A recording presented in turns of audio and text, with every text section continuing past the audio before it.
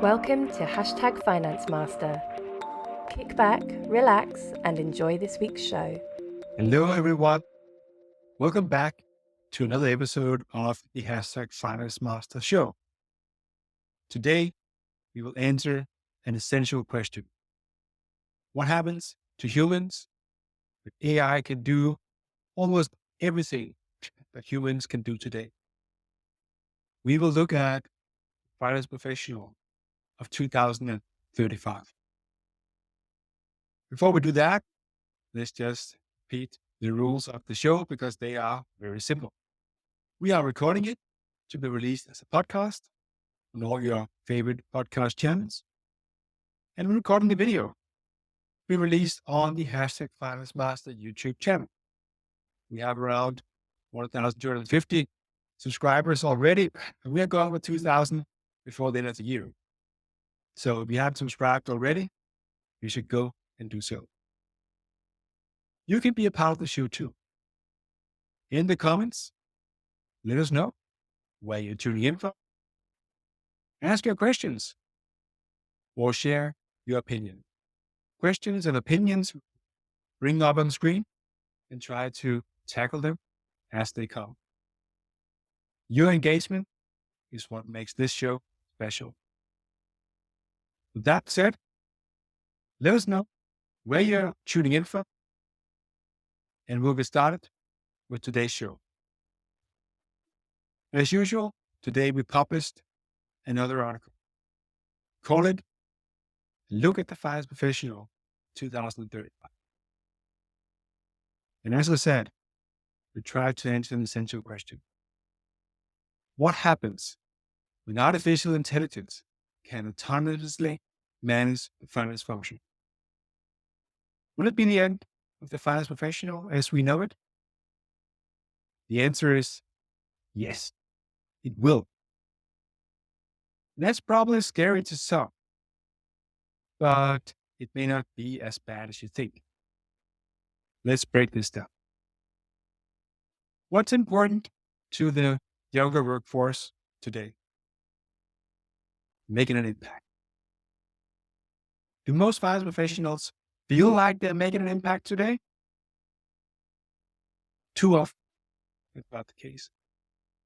Instead, they feel overwhelmed by busy work and barely have time to complete their finance processes. Having time spent with business leaders? It's a non chance of that.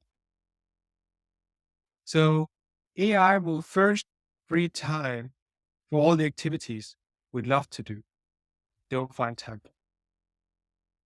That means that we can realize the ambition of the lights out finance function as Deloitte termed it back in the day. Instead, we can spend our time with business leaders, working on their critical priorities, generating value for the company. That means we'll significantly elevate our impact. How can that be anything but a good thing? While this is good, of course, it doesn't come without challenges. We need to develop new skills to fulfill this new look role of problem-solving business people armed with data-driven insights, as I'm sure you've heard about. So this week's show, we explore the skills most finance professionals need in 2035. Before we do that, here's a question for you. Are you concerned about whether you'll be relevant as a finance professional in 2035 or not? Let us know in the comments and let's just check in on the audience here before we start digging into all the skills. Not so many check-ins yet. Maybe they will come later. Please do let us know where you are tuning in from. Just have a man earlier saying amazing. And we also had Ratapon earlier on saying it was exciting when we launched the show. That's great. We also had a comment from Emmanuel. Says AI in finance could change everything. It might seem daunting, but it's also an opportunity. It could free up finance pros to focus on impactful work. Exciting times ahead indeed, Andrews. great perspective. It should be and feel exciting. So I feel, hope you feel too. Sharon says here, I can see she's concerned. And I get it. It's a lot to take in, right? So let's talk about what are the skills we need to develop and how they will help us in 2035. The good news is we have 10 years to develop them. So another good news is it's all about the human skills. The relevant skills for finance professionals to develop towards 2035 are those that AI struggles to mimic. Naturally, this is a race against time as AI continues to develop in new areas. So we need to constantly be a few steps ahead. This is not easy. It requires constant awareness about AI capabilities and adopting a serious growth mindset.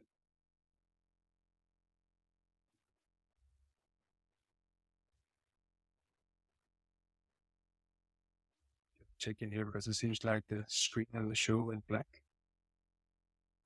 Interesting.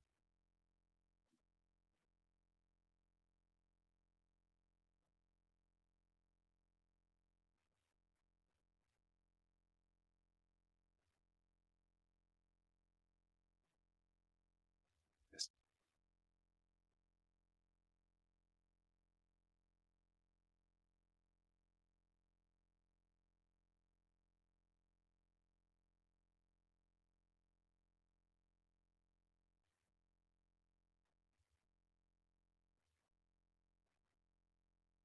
Okay. Maybe we're back again. Sorry about that.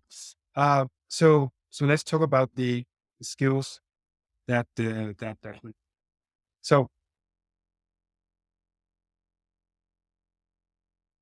we need to develop this growth mindset and a willingness to constantly learn new things. These are things that finance professionals have historically struggled with, but now there's no way around. So when we formulated the vision for the finance function in 2035, which is think AI first to realize the people potential of your finance function, we also consider what skills will be relevant to develop. So here's a relook at the list.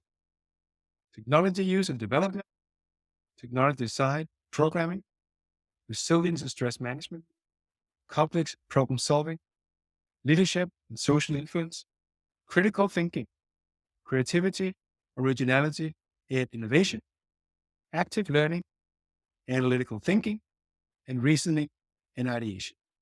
So some of them will actually be easier for finance professionals to develop, others perhaps a bit harder.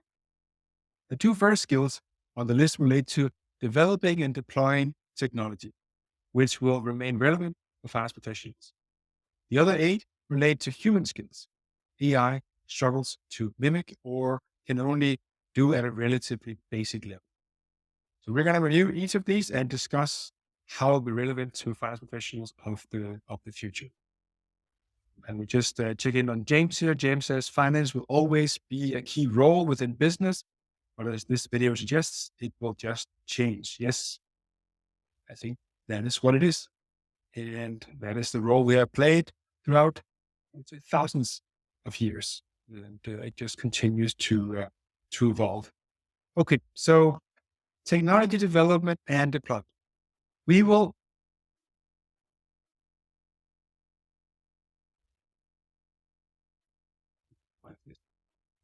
so we'll review the first two under one heading, since they are closely linked. It doesn't mean you're done because you have digitized or automated a process. Going from digitalization to automation is one step.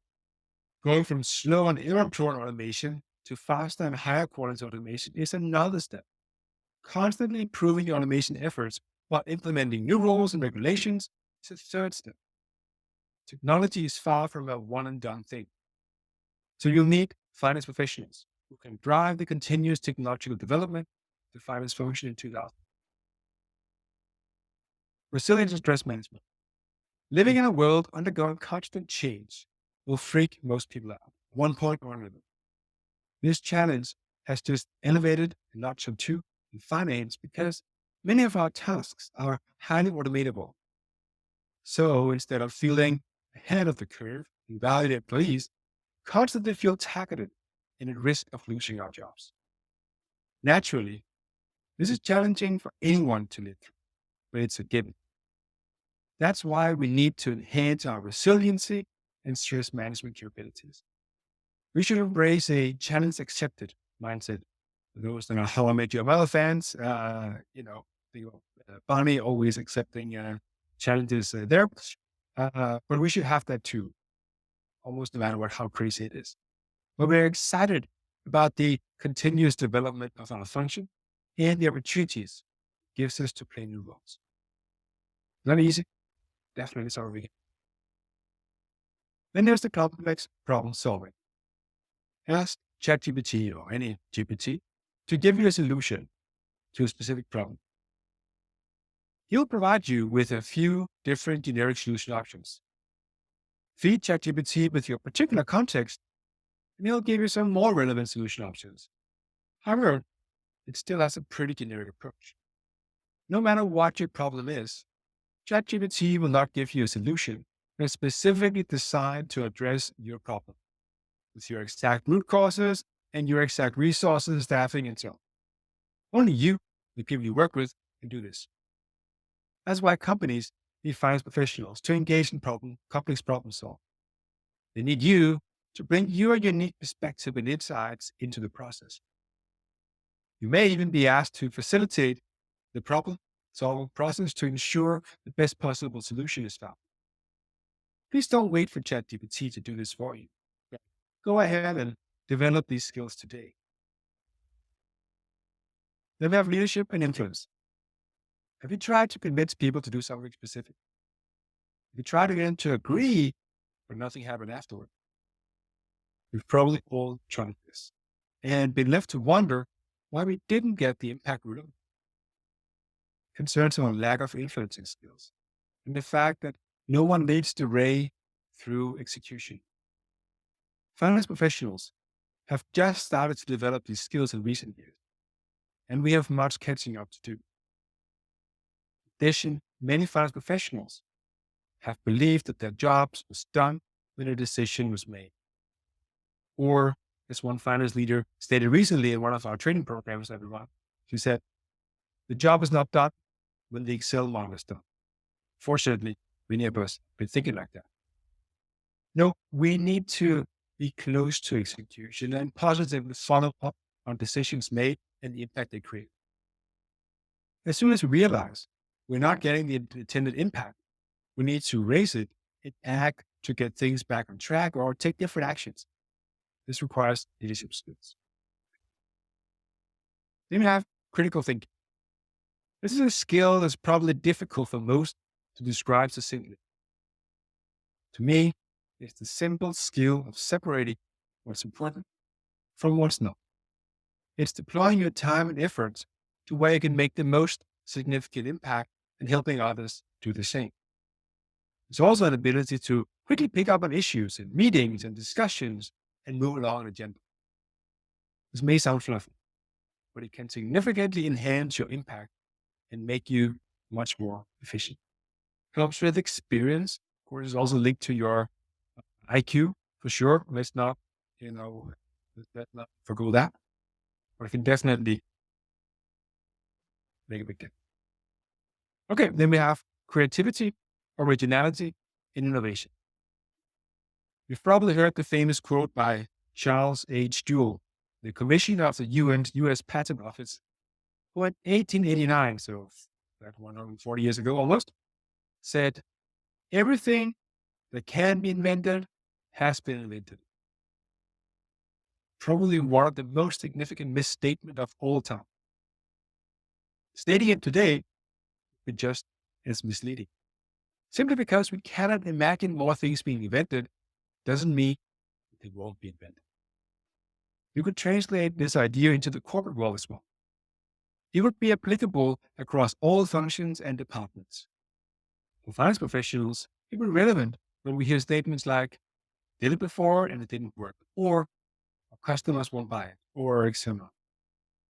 This shouldn't prevent us from sharing insights and suggesting actions, even if they have been offered before. Circumstances change and new solutions need to be explored. We may not be the only ones carrying this torch, but we should hold it. Then there's active learning, probably almost goes without saying. To stay ahead, you must constantly learn new things and push others to do the same. Day you don't learn is a day that AI gets one step closer to making you relevant. I know it sounds tough. That is what it is. Then there's analytical thinking. Of all this here, probably one that AI can most easily live. Yet AI may not always be around to ask when we discuss specific topics. If a new idea gets thrown on the table, we must quickly analyze the pros and cons and share an opinion. Imagine you're in a meeting, you're discussing something, you're like, let me just go back and ask my ChatGPT for that. All right? This is often what we're there for. And for that, we need analytical thinking. Final one, reasoning and ideation. These are sub-elements of many other skills and are highly useful in influencing and problem solving to name a few. Our ability to use logic in our reasoning often be valued trade and business discussions. So we should continue to develop this skill. As for ideation, we shouldn't feel the pressure to come up with the next big idea all the time. However, we should be ready to catch it when someone else brings it up. Be prepared to facilitate the ideation process whenever needed. Question for you.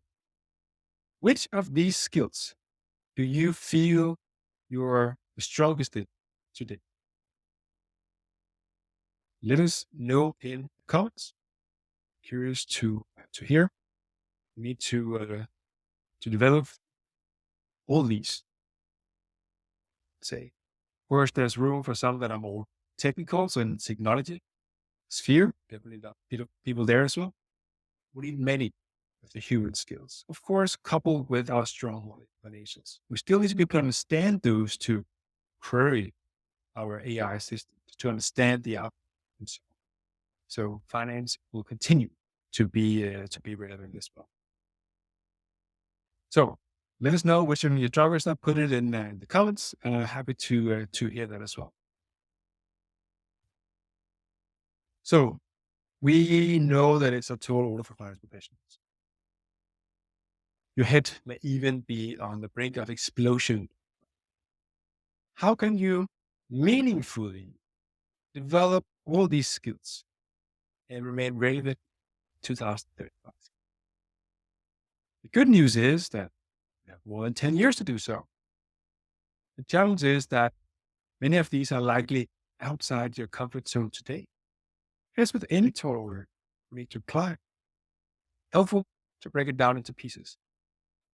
Identify which skills you're stronger in today and start developing those as a spike, something you are expert in.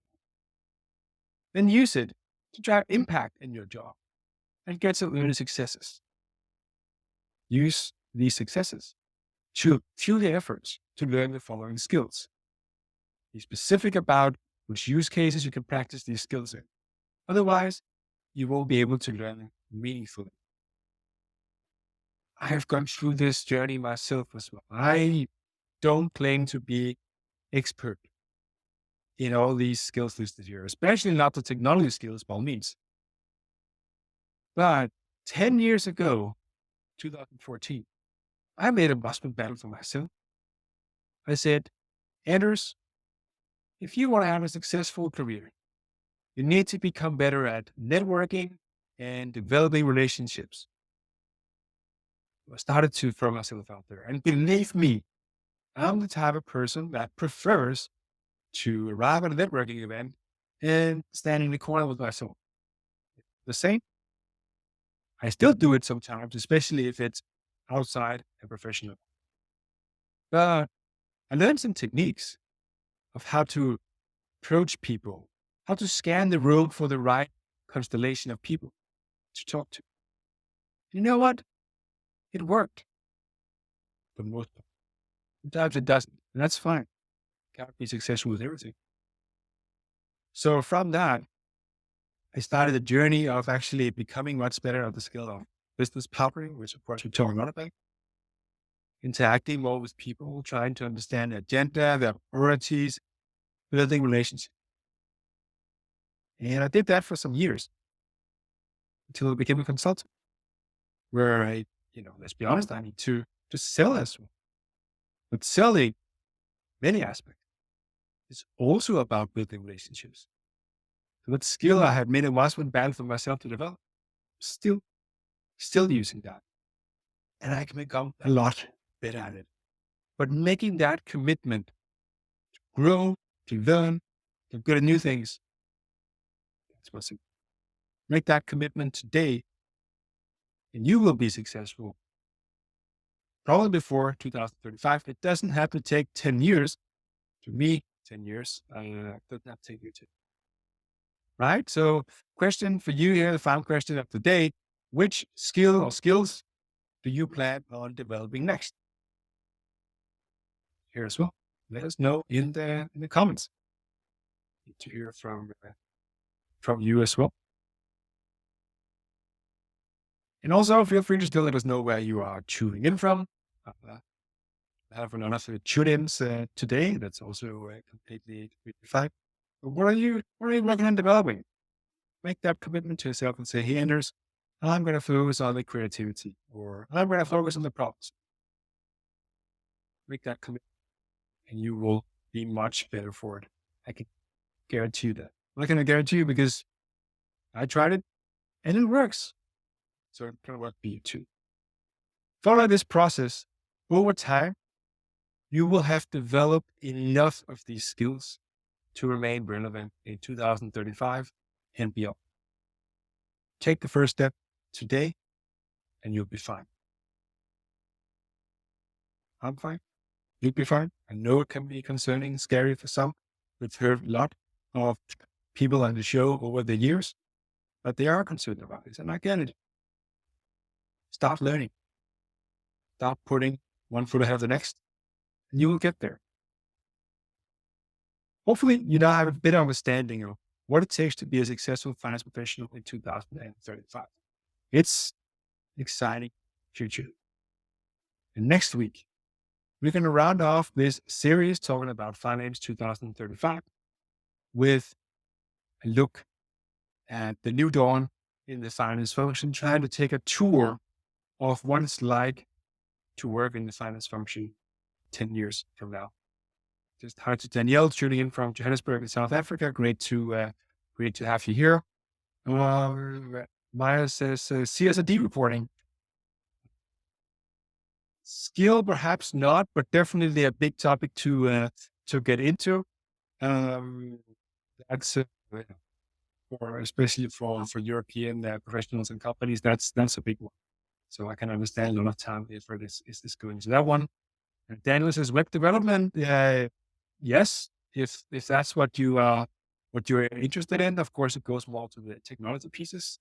Not so much label of finance, perhaps, but great to hear you made that commitment, Daniel. Keep working on those skills.